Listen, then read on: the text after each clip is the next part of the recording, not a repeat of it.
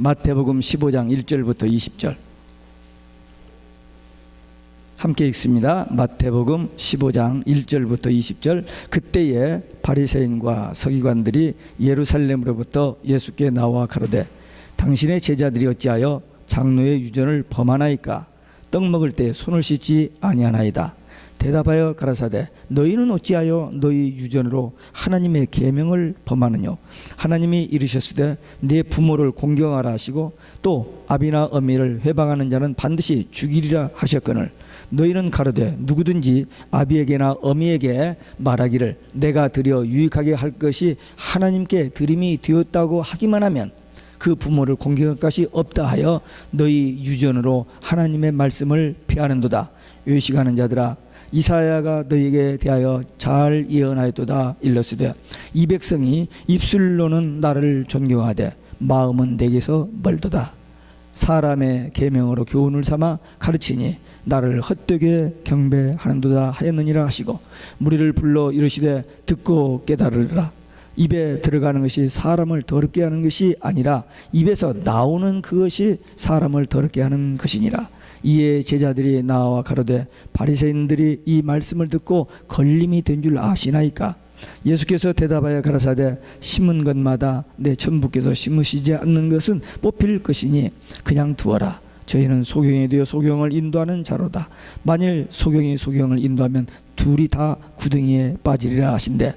베드로가 대답하여 가로되 이 비유를 우리에게 설명하여 주옵소서. 예수께서 가라사대 너희가 아직까지 깨달음이 없느냐? 입으로 들어가는 모든 것은 배로 들어가서 뒤로 내어 버려지는 줄을 알지 못하느냐? 입에서 나오는 것들은 마음에서 나오나니 이것이야말로 사람을 더럽게 하느니라. 마음에서 나오는 것은 악한 생각과 살인과 간음과 음란과 도둑질과 거짓 증거와 해방이니 이런 것들이 사람을 더럽게 하는 것이요 씻지 않는 손으로 먹는 것은 사람을 더럽게 하지 못하느니라. 아멘. 할렐루야. 오직 예수, 마라나타, 성령 충만. 오늘도 하나님의 집에 나와 예배하는 여러분들에게 우리 아버지 하나님 은혜와 평강이 넘치시길 주 예수 그리스도 이름으로 축원합니다. 예수님께서 사역 초기부터 이 종교 지도자들로부터 질문, 시비, 공격을 많이 받았습니다. 예수님께서 천국 복음을 전하시고 병든 자들을 고쳐주시고 오병이의 기적을 행하시고 많은 기적을 행하시니까 모든 민심이 자꾸 예수님께로 쏠려요. 그러니까 이 종교 지도자 점점 이렇게 혈압이 올라가는 겁니다. 마침내 예루살렘으로부터 사내들인 공회원들이 예수님께 찾아와서 이 장로의 유전에 대해서 또 논쟁을 시작합니다. 장로들의 유전에 대한 논쟁이라는 제목으로 이 시간 여러분과 저에게 주시는 하나님의 말씀을 함께 받겠습니다. 첫째, 종교인들의 질문을 받으신 예수님. 예수님의 사역 현장에 불청객으로 나타나서 항상 질문 공세를 했던 이 종교인들 또다시 찾아와서 논쟁을 시작합니다. 앞에 12장에서 안식일 논쟁이 있었습니다. 그 안식일 논쟁을 했을 때 예수님께서 저들에게 말씀을 이렇게 대답하시니까 할 말이 없으니까 무조건 죽이려고 그때부터 작정을 합니다. 죽일 것을 의논해요. 말로는 살인하지 말라, 말로는 뭐 이렇게 다 성경을 줄줄줄줄 하는 그들인데 자기들의 생각과 안 맞으니까 죽이려고 하는 거예요. 그게 종교인들의 모습입니다. 근데 예수님께서 저들하고 극단적으로 부딪히지 않으시려고 2번이나 피하십니다. 그때는 아직 사역 아직 초기이기 때문에 피하셔요. 근데 여기 15장 여기서는 훨씬 단호하게 유대 종교 지도자들의 의식을 책망하고 있습니다. 그 바리새인들이 분노한 그 얼굴을 보고 제자들이 놀래가지고 예수님 지금 저들이 좀 화난 거 알고 계십니까? 할 정도로 이제 그 사내들인 공회원들이 표정이 바꿔진 모습을 제자들이 예수님께 언급하셨습니다. 이 장로들의 유전이라는 것은 하나님께서 모세를 통해서 주신 그 성문법이 아니고 그 계명이 아니고 그 계명을 어떻게 하면 잘 지킬까 하면서 부칙으로 자기들이 만든 구전입니다. 근데 그것은 지키면서 하나님의 율법을 버리는 거예요. 이 넌센스죠. 말도 안 되죠. 저들이 와서 어찌하여 예수님 제자들은 음식 먹을 때 손을 씻지 않습니까? 장로들의 유전인데. 그때 예수님께서 반문을 하십니다. 너희는 어찌하여 너희 유전으로 하나님의 계명을 범하느냐 하고 반문합니다. 이 종교 지도인들 깜짝 놀랐죠. 자기들은 경건하고 다 지키고 그 장로의 유전까지 지키면서 이렇게 깨끗하다고 생각했는데, 예수님이 어떻게 너희는 사람의 것을 지키면서 하나님의 것을 지키지 않느냐니까 굉장히 당황하게 되는 거죠. 이 하나님이 주신 계명은 우리들이 하나님을 잘 섬기고 하나님의 복을 받는 그런 귀한 진리의 말씀이고, 이 유전은 어느 규칙입니다. 근데 그 규칙은 준수하면서 하나님이 주신 그 율법을 지키지 않는 저들의 죄를 구체적으로 이제 예수님께서 지목하면서 설명을 합니다. 부모 공경에 대한 얘기입니다. 5계명에 부모를 공경하라 했고, 부모를 공경하지 않는 자는 죽이라고 그랬습니다. 그게 하나님의 법이에요.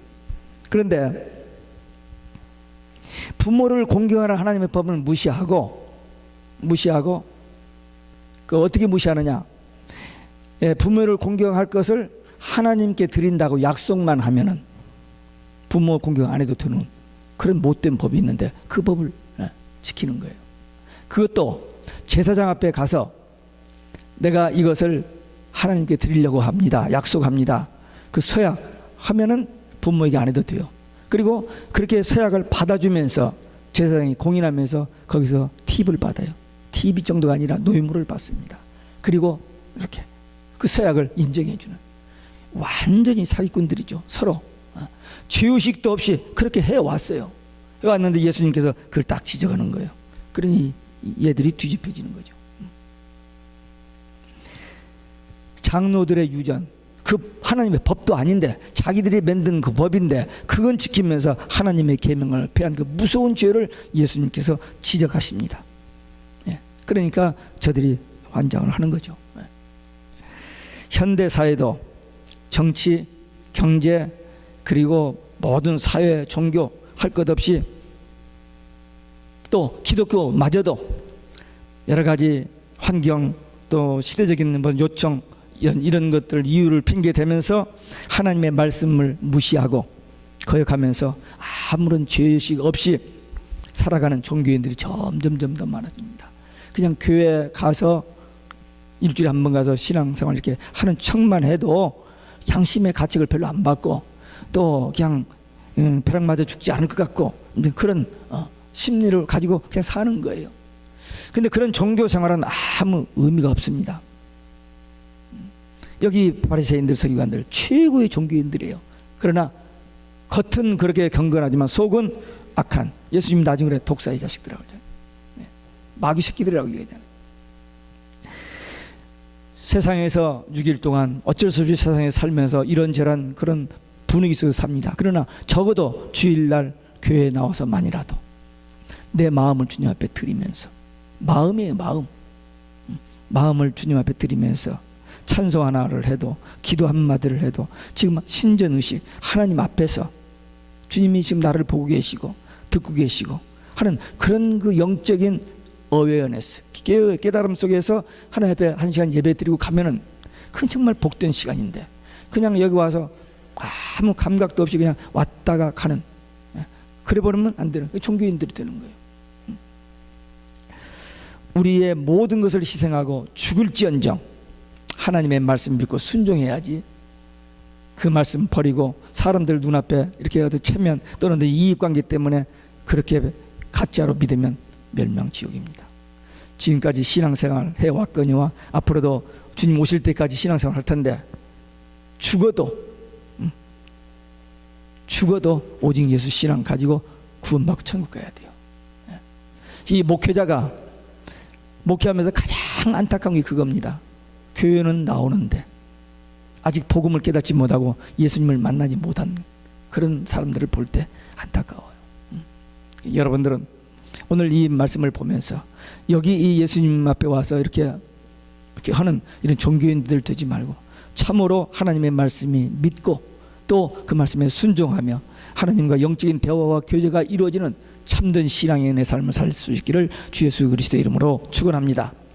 두 번째, 종교인들의 요식적인 신앙을 책망하신 예수님. 예수님께서 저들을 책망하시는 이유는 장로들의 유전을 핑계를 대고 하나님의 계명을 범한 죄 때문입니다. 그들은 지식으로는, 머리로는 성경 말씀을 다 아는 사람들입니다. 가르치는 사람들입니다. 근데 마음으로는 안 믿는 거예요. 그들의 마음속에는 하나님도 예수님도 없는 겁니다. 그래서 예수님께서 이사야 선지의 예언을 인용해서 입술로는 하나님을 존경하나 마음은 하나님을 떠난 악한 자들, 이 종교인들의 그 말을 지적하고 책망하셨습니다.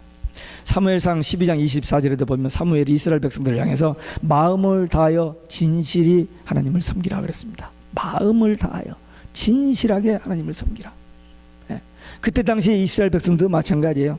겉으로는 이렇게 신앙생활을 하지만 이 중심이 하나님 앞에 드려지지 않는 그 모습을 보고 사무엘이 경고했던 것입니다.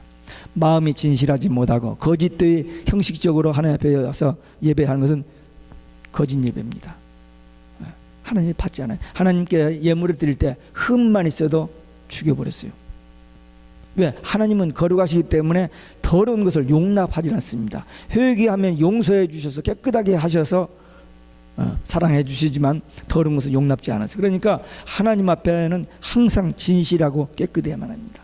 창세기 4장에 보면은 두 예배가 있습니다. 가인의 예배가 있고 아벨의 예배가 있어요. 가인은 형식적으로 의무적으로 마지못해서 이렇게 하나님 받지 않으셨어요. 아벨의 예배, 바른 예배를 하나님께서 연락하셨습니다. 오늘날 현대교회도 교회까지는 왔는데 우리를 찾아주시고 만나주시는 예수님을 만나지 못한 채 그냥 종교생활로 끝나버리는 사람들이 많이 있습니다. 제가 계시록 11장을 읽다가 놀란 게 그겁니다. 마지막 때에 성전에서 바른 예배를 드리는 사람들은 청량해서 예비처를 보호하시지만 마당만 밟는 자들, 그들은 42달 동안 적그리스도에게 무참히 짓밟힘을 받도록 내버려 두라, 그런 말이 나와요. 이게 분명히 갈라질 때가 있습니다. 알곡과 가라지가 갈라질 때, 양과 염소가 갈라질 때, 갈라질 때가 옵니다. 마태복음 25장에 보면 10처녀가 있어요. 같이 신앙생활을 했습니다. 같이 신랑을 기다리고 있어요. 근데 신랑이 정작 막상 왔을 때 등만 준비하고 있었지 기름이 없었던 5처녀, 미련한 처녀들은 기름 가지러 갔다 온 사이에 문이 닫혀버렸습니다. 그러니까 미리 기름을 준비한, 성령 충만하고 말씀 충만하고 예수 충만한 그들은 주님이 오시면 기쁨으로 그 자리에 들어가지만 그렇지 못한 사람들은 들어가지 못하는, 구별되어지는 때가 옵니다. 예수님께서 이 의식적인 신앙을 가진 그들을 향해서 심판을 경고하십니다. 심은 대로 거둔다고는 말해 하나님의 창조의 원리입니다. 어떤 것을 심을 때는 반드시 그 열매를 기대하고 심습니다. 근데 열매를 맺지 못하면 잘라버리고 파없애버립니다. 예수님께서 마태복음 21장에 보면은 무화과 나무, 잎은 무성한데 열매가 없는 그 나무를 저주합니다. 그래서 그 나무가 말라 죽습니다. 이스라엘 멸망입니다. 구약종교의 멸망입니다. 예수님 그 예언대로 그대로 되잖아요. 구약교의 멸망, 이스라엘 멸망. AD 70년에 예루살렘 성전이 돌 하나 돌의 남자가 다 무너져버리고 이스라엘 백성 110만 명이 죽임을 당하고 나머지 몇 명만 포로로 잡혀가 완전히 구약 종교와 이스라엘 멸망해버렸습니다. 하나님의 말씀이기 때문입니다. 그래서 이 거짓 종교, 잘못된 이 종교들, 하나님의 말씀에서 어긋난 주장, 어긋난 가르침, 어긋난 어떤 그런 행위, 이런 것들은 그들과 함께 다 망할 때가 옵니다. 오늘 이 종교 지도자들, 겉으로 보기에는 대단한 종교인들이지만 속에는 하나님이 없는, 말씀대로 살지 않는, 순종하지 않는 그런 가짜들입니다. 근데 예수님께서 마태복음 24장에서 종말에 거짓 선지자들이 많이 나올 것이고 그들이 많은 사람을 미혹해서 많은 사람들이 변질되고 타락할 것을 예고했습니다. 근데 그 말씀이 그대로 지금 우리가 살고 있는 이 시대에 이루어지고 있습니다. 세상의 모든 종교가 하나 되고 기독교도가 그 같이 가담해 가지고 예수 밖에 구원이 있다는 거예요. 우리는 죽어도 오직 예수인데 예수님만 구원의 길이 아니라는 거예요. 그걸 무시한 저 타종교 사람들 이 얘기한다면 말이 돼요. 얘들 모르니까 그러는데 이 기독교 목사들이, 그것도 큰 교회 목사들이 그걸 가담해서 그것을 앞장서서 TV에서 이렇게 나오고 사진 찍고 막 하면서 모든 종교 하나 연합하자, 하나 되자, 그 일을 하고 있습니다. 그 예수님이 예언하신 것이 그대로 지금 우리 현실에 이루어지고 있습니다. 참 끔찍한 일입니다. 사도 바울이 데살로니가 후서 2장 4절에 3절 4절에 그 배도와 적그리스도가 등장하면 주님이 재림하신다 그랬는데 배도가 일어나고 적그리스도가 금방 등장합니다. 이미 지가 적그리스도라고 쓰고 다녀요. 여기다. 마태복음 23장에 보면은 절대 파더, 캐피탈 파더를 쓰지 말라고 그랬습니다. 근데 신부들이 독일에다 쓰죠. 그리고 교황은 홀리 파더래요. 지가 하나님이래요. 무서운 존재들입니다. 집단입니다. 예. 성경에 딱 한 번 나오는 단어 레버런드란 말이 있어요. 시편 111편 9절에 하나님은 홀리 앤드 레버런드. 근데 그 레버런드를 갖다 써먹어요. 끔찍한 일이에요. 이런 비밀들을 사람들이 모르고 있어요. 그러니까 종교인들은 가장 좋은 것, 가장 뭐한 것을 다 갖다 자기들이 이렇게 커버를 해요. 그러나 그 중심은 아니죠. 우리 마지막 때 가장 무서운 싸움이 이 종교다원주의입니다. 이 싸움에서 승리해야만 하는, 누가 한 말해도 우리는 오직 예수하다가 숨 넘어가야 천국까지 조금 오래 살고 조금 유명해지고 좀 알아주는 그 때문에 오직 예수 아니라는 그 대열에 끼어서 이렇게 사진 찍고 이렇게 뭐 나타나면 그건 멸망지옥입니다. 이 유혹을 이겨낼 수 있을 것인지, 이건 목사들만이 얘기 아닙니다. 성도들도 마찬가지입니다. 이미 오직 예수 하면 법에 걸리는 것이 12년 전에 법이 통과돼 있어요. 때려잡지만 않았지 이제 언제 잡을 때가 옵니다. 오직 예수 하면 타종교에 대한 공격이 되기 때문에 불법이라는 거요. 그게 지금 법이 다 통과돼 있어요. 이제 우리도 오직 예수 할 날도 그렇게 많지 않습니다. 우리는 깨어서 기도하고 끝까지 나중까지 오직 예수 마라나타 신앙으로 승리하는 모두 되시기를 주 예수 그리스도 이름으로 축원합니다. 세 번째, 비유를 설명하신 예수님. 베드로가 이 비유를 우리에게 설명하여 주소서. 지금 이 손 씻는 거, 떡 먹을 때 손 씻는 이 문제를 가지고 저들이 시비하고 이렇게 대화 나눌 때 예수님께서 입에 들어가는 것이 사람을 더럽게 하는 것이 아니다 하면서 손 씻는 거 그거 별거 아니다 라고 하니까 이 바리새인들이 얼굴이 그냥 바꿔지는 거예요. 근데 제자들이 놀래가지고 그냥 벌벌 떨다가 이제 또 그 설명 이해를 못하고는 설명해달라고. 그러니까 예수님께서 아직도 깨닫지 못하느냐. 예수님 제자들이요 좀 그래요. 3년이나 예수님 따라다녔는데 예수님 말귀를 잘 못 알아들어요. 예수님께서 내가 예루살렘에 올라가서 십자가에 죽고 부활하리라 이 말을 4번이나 하는데 그 말을 못 알아들어요. 근데 여기서 좀 다른 사람들에게 가르치는데 제자들도 못 알아듣는 거예요. 그래서 예수님께서 할 수 없이 다시 설명합니다. 사람을 더럽게 하는 것은 먹는 것이 아니고 입으로 들어가는 것이 문제가 아니고 속에서 나오는 거, 이 마음에서 입을 통해서 나오는 그것이 사람을 더럽게 하는 것이라고 설명합니다. 옛날이나 지금이나 동양이나 서양 모든 사람들이 좋은 음식, 깨끗한 음식, 좋은 집, 깨끗한 집, 뭐 좋은 옷 입고 이렇게 살고 싶어요. 그게 나쁜 건 아닙니다. 그러나 겉은 그렇게 꾸미면서 속은, 세상 사람들은 뭐 모르니까 믿는다고 하는 사람들도 속은 이 내면 생활이 깨끗하지 못한 채 그냥 그대로 그냥 섞여져 있는 그런 삶을 살게 됩니다. 성결에 대해서, 거룩한 생활에 대해서 무지하고 무관심하고 무시해버리는, 안 됩니다. 분명히 예수님은 그리스도의 보혈의 피로 죄 씻음 받고 하나님의 자녀로 거듭난 성화의 삶을 살기를 기대하고 계십니다. 말씀과 기도로 거룩하여 지니라 그랬어요. 디모데전서 4장 5절에. 그러니까 우리가 매일 말씀 보고 기도하고 하면서 눈으로 보고 귀로 듣는 세상의 어떤 죄와 이런 것들을 떨쳐버리고 그 말씀을 막 가슴에 품고 내 안에 계신 성령님 의지하면서 오직 예수 하면서 그걸 이겨내야 하는데 그 싸움을 그냥 포기해버리고 안 해버리는, 그래서 눌려서 사는, 그래서는 안 돼요. 이 영적 싸움에서 우리는 이겨야 됩니다.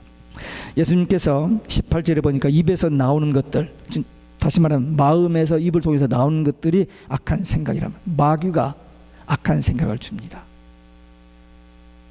우리 속에 온갖 더러운 생각들 마귀가 주는 거예요. 창세기 3장의 에덴 동산에서 마귀가 욕심을 넣어주잖아요. 선악과 먹어도 안 죽어, 먹으면 너도 하나님처럼 돼. 그 거짓말 속아서 선악과 먹잖아요. 요한복음 13장 1절에 보면은 마귀가 가룟 유다의 마음에 예수 팔 생각을 집어 넣었더니 떨쳐버려 하거든요. 근데 그 성을 그냥 꿈꾸면 그냥 우물우물 하는 거예요. 그러니까 마귀가 생각을 통해서, 악한 생각을 통해서 우리로 하여금 범죄케 만듭니다. 여기 그래서 잠언 4장 23절에 보면 무릇 지킬 만한 것보다 더욱 내 마음을 지켜라. 생명의 근원이 여기서 납니다. 살인, 간음, 음란, 도적질, 거짓 증거, 회방, 이거 다 10계명에서 5번째 계명부터 나오는 것들입니다. 절대 이거 하나님의 계명 지켜야 하는 것들인데 이거 다 무시하고 그냥 자기들이 만든, 사람들이 만든 유전 지키면서 이런 것들을 범하는 이 종교 지도자들을 향해서 예수님께서 저들이 다 알고 있는 내용, 10계명 그 알고 있는 내용을 가지고 저들을 잘못을 지적하고 있습니다. 지식으로는 다 알고 있지만 그걸 제쳐놓고 자기들 욕심 따라서 그 악한 짓을 하는 이 종교인들,